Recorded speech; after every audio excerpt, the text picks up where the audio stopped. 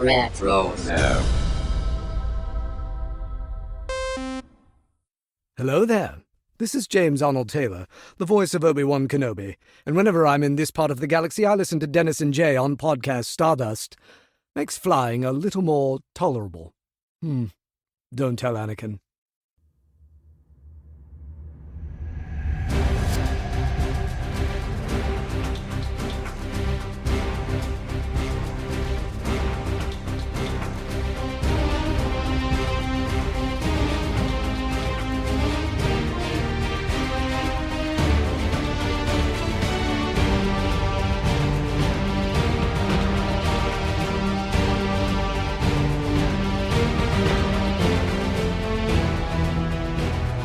Hello, and welcome to Podcast Stardust. This is the fully armed and operational podcast dedicated to Star Wars news, reviews, and discussion. I'm Dennis Keithley. And I'm Jay Krebs. And we are discussing 2 more episodes of Volume 3 of Star Wars Visions on this episode. But before we get into that, Jay, you want to go ahead and remind everybody where we can be found on social media? Absolutely. We are on your Facebook and Instagram conveniently at Podcast Stardust. All right, the dish is aligned, the signal's boosted maximum output, the shield is down. We are now broadcasting to the galaxy. So, as I just mentioned, we are going to be getting back into some more discussion of Volume 3 of Visions by looking at the 4th and 5th installment in this anthology. And those are called The Bounty Hunters and Yuko's Treasure. So, up first, we'll talk about The Bounty Hunters. This will be a full spoiler discussion, by the way, if you haven't seen them. This was produced by WIT Studio, or it's WIT Studio. I'm not sure which one they go with. Quick summary. When Sevn, a bounty hunter, and her droid sidekick, IV-A4, which she calls IV-A4, find themselves in need of repairs, they take a deal with businessman Jin Sim on the planet of Genya. Their mission is to round up some local resistance fighters, but they soon learn that Jin Sim has been enslaving orphans.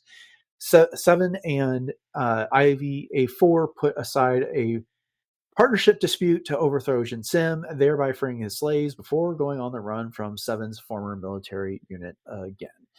Boy, I put in my notes Sven. It's Sevn. I don't know why I did that. But anyway, so yeah, there's quite a bit to talk about this one. What did you think of this one overall? Overall, I actually really liked this one. At first, I wasn't so sure that I was on board with Sevn character-wise, but then, as things moved on, I warmed up to her character just a little bit more, but I do think that it was kind of building on the same idea of The Mandalorian. You've got this bounty hunter with a good heart kind of thing. Yep. And they're coming in to, help these kids, and it might not be Grogu, but it's for the greater good. But there's definitely some, good Star Wars feel kinds of things. They did a good job of paying homage to the whole bounty hunter idea with the guild, that was mentioned, and some of the other things. And then there were some other fun Star Warsy kinds of things. Loved the droid in this one, I must say. But there's also some other things that we get to see. I know that we'll talk about later on. That's got some relationship even to the Clone Wars. But then there's also some, other things that didn't quite work for me as well. But it definitely had more strengths, I think, than weaknesses in this particular case. But what do you think? Yeah, I think you put it exactly right there at the end. More strengths and weaknesses in this. And I'll just kind of get to the conclusion first. Of the episodes of Volume 3 of Visions that we discussed so far, this is my second favorite after The Dual Payback. And yes, we'll just keep talking about that episode because it was so awesome. But the how do I say this? I guess this episode dives into quite a few tropes. As you mentioned one already, the bounty hunter with a heart of gold, the kind of the twist ending on things, the exploding slave collars. We've seen that other places. The sidekick that leaves over dispute but returns during the climactic battle. All that stuff. This is not the first time we've seen any of this anywhere. Star Wars has made a whole subgenre out of bounty hunters that end up helping out the people instead of finishing the mission and getting all the money. So we've seen that.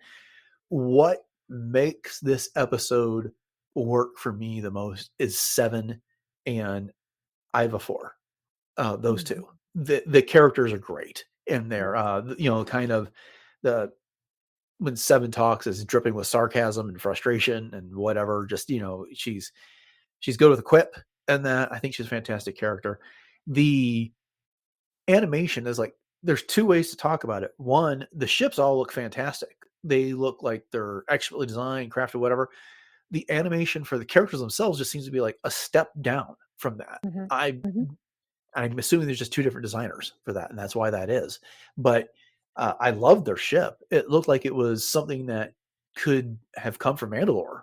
It's not too different than what Mando flies. So at any rate, I really like that. But for my criticism of the animation of the characters and the way they were drawn, it wasn't that bad when it was over. I mean, I did think it was funny when they rounded up the resistance and they brought him into Jen Sim's office, and she presses a button. They all lose their handcuffs, and suddenly they have blasters. Like, where'd Right. those come from? But I don't think the clothes that they were wearing were sufficient to hide those blasters. I thought And that too. I was like, oh, that's a good trick. yeah, I'm pretty sure people should have checked for those on their way in the door. But anyway, so you brought up the droid. Talk about him a little bit. Oh yeah. So I love the dual aspect. Like Sevn says, it's a split personality kind of thing that Mhm. can go from, mild mannered medical droid to assassin droid, just with a blink of an eye kind of thing. And, on a side note, I think that their relationship kind of reminded me of, a little bit of Lando and L3, the Oh, way that they had banter with each other. And because I feel like, L3 is kind of very much in line with IV-A4's assassin droid side a little bit more than anything else. But I loved the almost like General Grievous feel that uh-huh. it was able to get, and then just kicking butt and taking names. So yeah, I really like that aspect. I was thinking Cassian and K2, but I like your Oh analogy. yeah.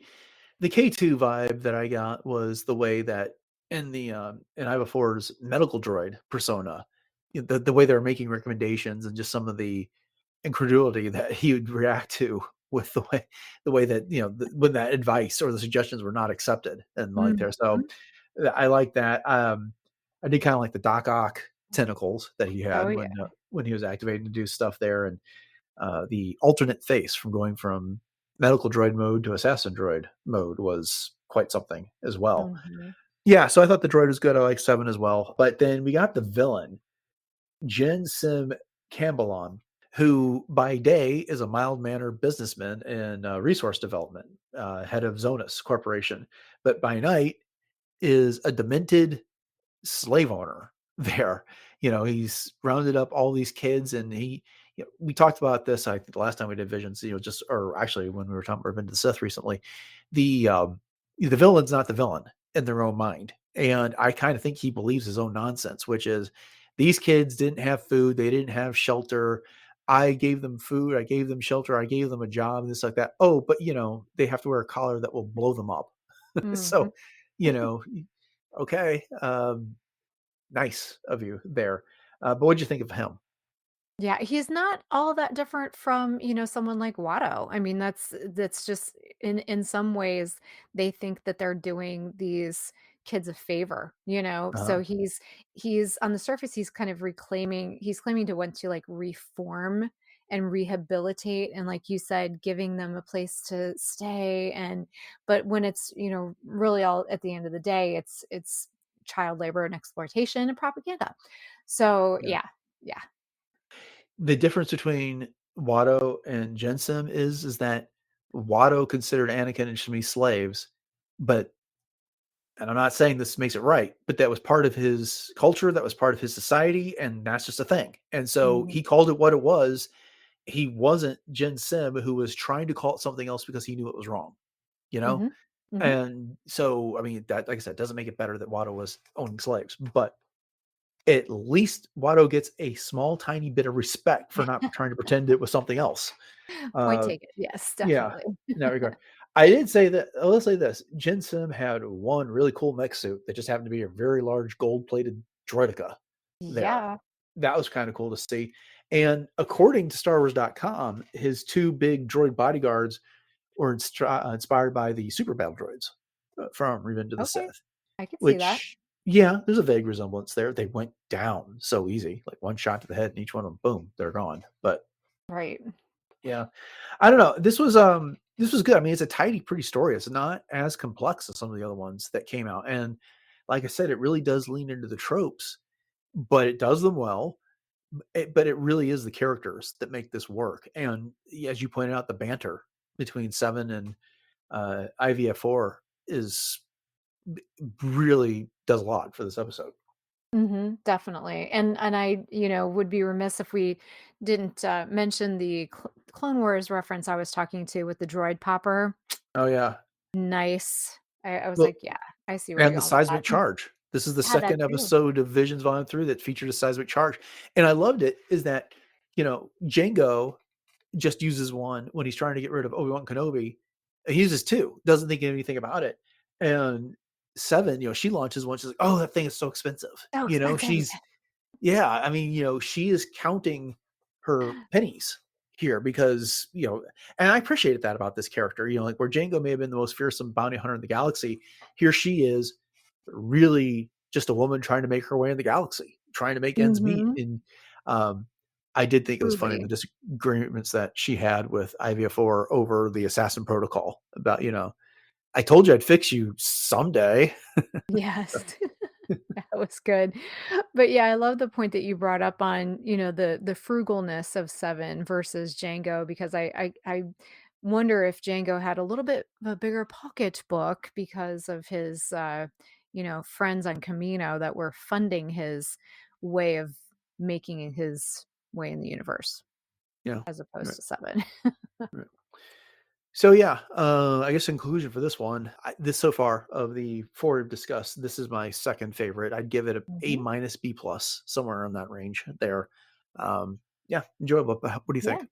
Yeah, I'm with you. I think the narrative was pretty straightforward. I mean, it definitely lacked the wow, factor of some of the other more ambitious entries that we've seen in Visions in the past. But yeah, I'm with you. I'd say it's my second favorite so far, and I definitely give it an A minus B plus. Okay. Well, then the other one we're discussing tonight is Yuko's Treasure. And I neglected to write a summary. So I'll just do one from memory here. But the story is about Yuko, who is an orphan child. She is on the planet of Tatooine near Mos Eisley with her caretaker droid, Billy, which is a droid that looks like a bear. And Billy is making a living for them by, I guess, doing some aqua farming and taking the water to Mos Eisley for sale. And while he's there, he encounters a kid named Sola who is looking for some people and their little. I thought the droid looked like a piece of candy corn with legs, but Yes. their little droid. And so he's running around asking people if they recognize this droid. Billy pretends like he doesn't, but that gets Sola's attention. And so he goes and reports this to a couple of ex pirates who track down Billy and Yuko in the belief that they're about to recover a whole bunch of treasure. Following a pursuit by a giant cave monster, the pirates are driven away, and then they find out that Yuko's parents have left a starship for Yuko, and that they had been big on humanitarian aid, and so she's going to kind of take over that mission.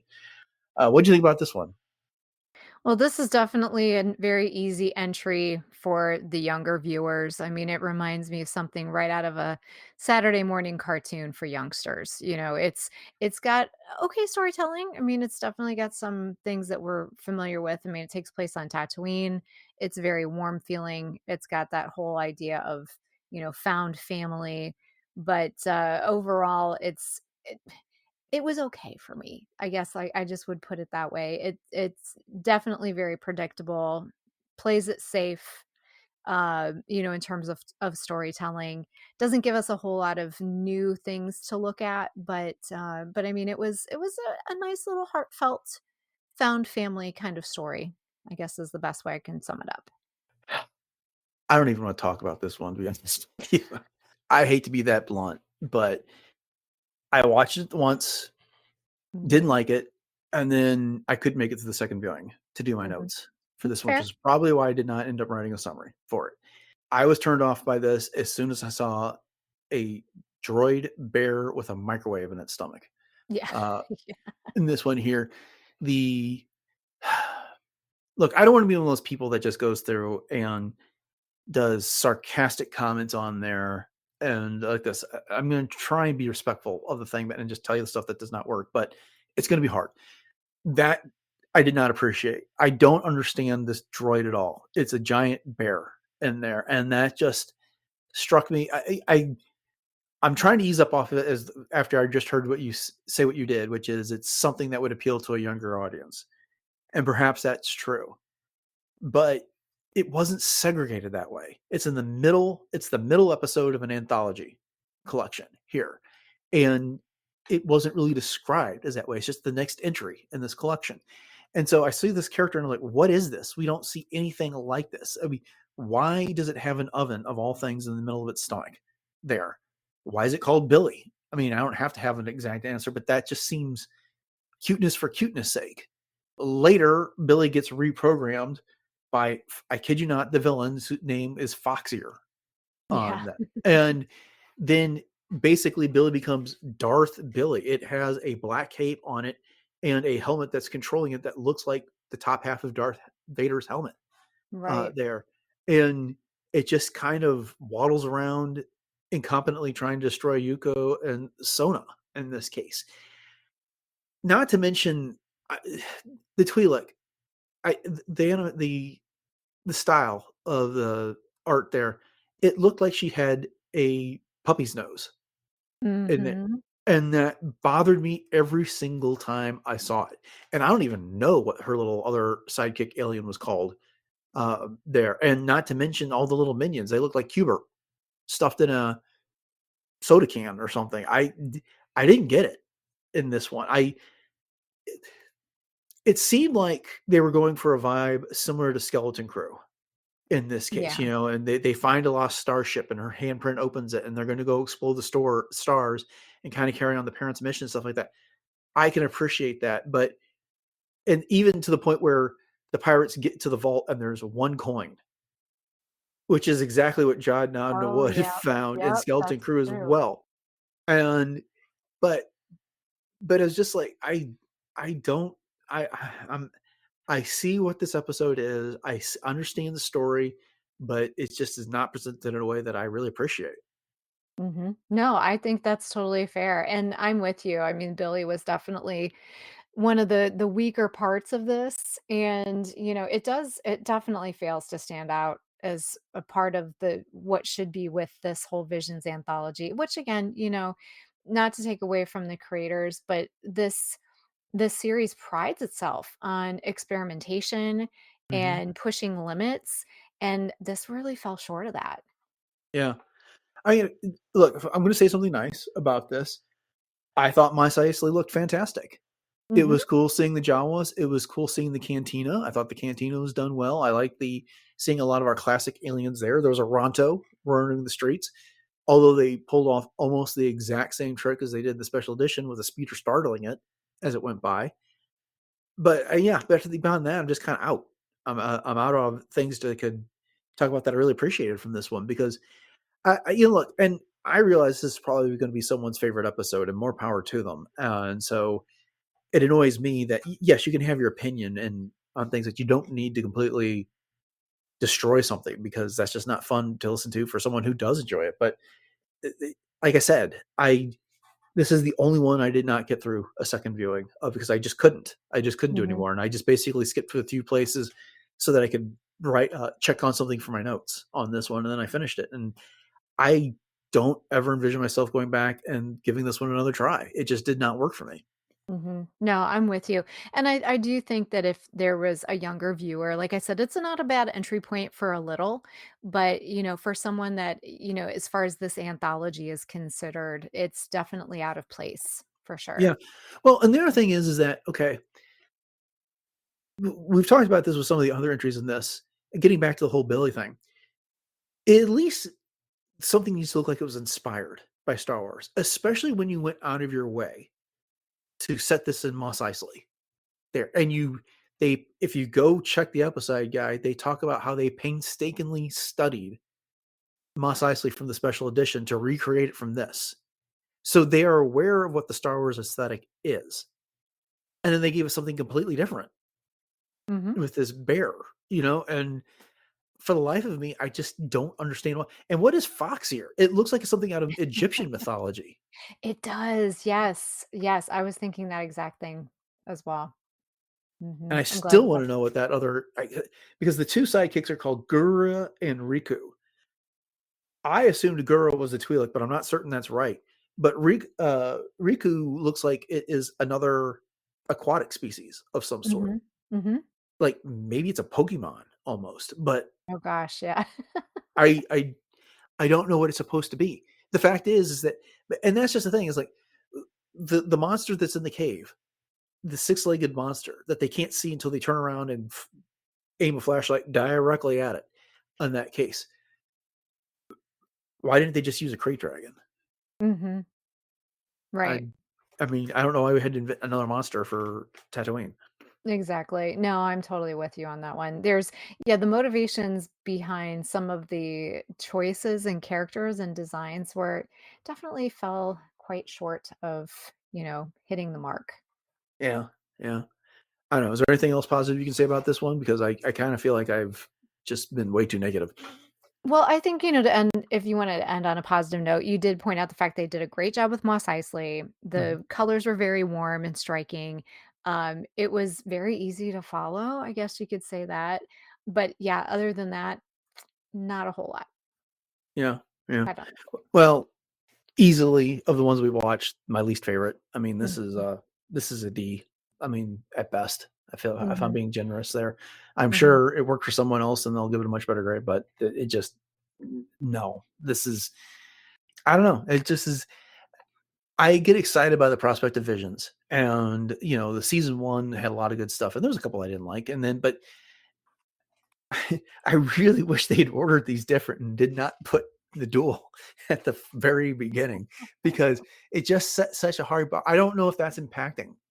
I don't think it would have made a difference when it came to this one, but the other three we talked about, I wonder if it's impacted my opinion of those because that one was just so incredible. mhm, yeah, and where they actually put it in the anthology as well in the series being pretty much right in the middle, I Hmm. think is going to do it a disservice even further because, I mean, if you have a long list of things that you have to memorize, it's easy to remember the things at the beginning of the list and it's easy to remember the things at the end of the list. But unless something really, really stands out, you're going to forget the stuff in the middle. And unfortunately, this is a pretty forgettable entry. Yeah. Yeah.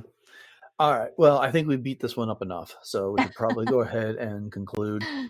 But I think, yeah, like I said, Bounty Hunters, I think, is my second favorite that we've got. Mhm, I would So agree. far, and this one just was my least favorite of the five we've talked about so far. But Mhm.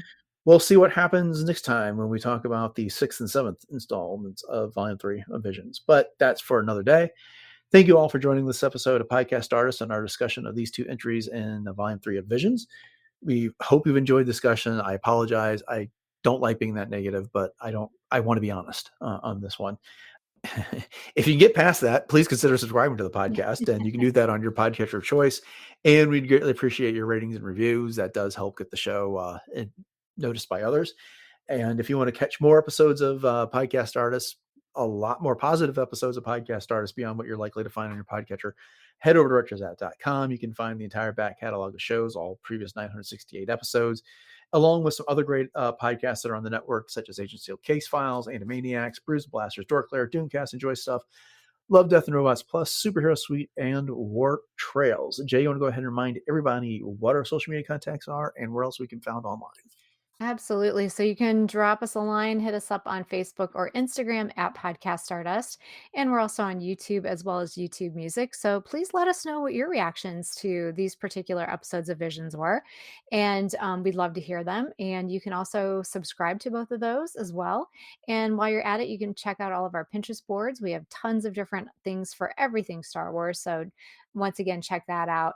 And then if you would like to email us, you can do so at podcaststardust@gmail.com. So please send us your questions, your reactions, and everything in between. And we would love to have more of your listener questions, as I just mentioned. And when we have enough, we will put them together in a listener question episode. And if you'd like to get some new Podcast Stardust merch, you can head over to the link in our show notes that will take you to our TeePublic store. And you can pick up one of 7 different show logo designs over there. And if you do happen to snag something, please take a picture and tag us on social media, because we'd love to know where those end up out in the wild. All right, upcoming on the show on Wednesday, we are going to be discussing an episode of The Clone Wars. And on Friday, we are wrapping up the week with some Star Wars Revenge of the Sith trivia. But with that having been said, thanks for listening to episode 969 of Podcast Stardust, everyone. Have a great week. And until next time, may the Force be with you.